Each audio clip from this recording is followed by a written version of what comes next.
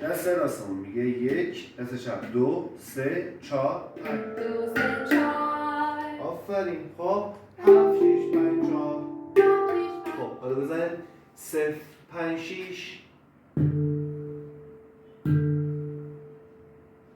0 5 حالا با یکی دسته 0 8 6 با اون دست با یکی دست آرش با اون دست دست چپ 0 8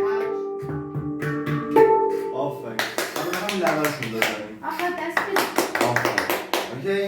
دی تک تک آفرین دی تک حالا دی تک تک تک تک تک دی تک تک احسن خیلی عالی. مثلا 12 14 که یه ساز گسترش بیشتری داره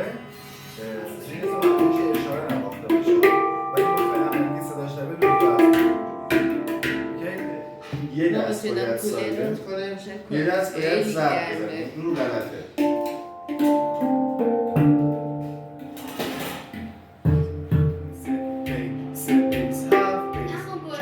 جان اونو میخوای؟ باشه این دست روی شده ساخته میشه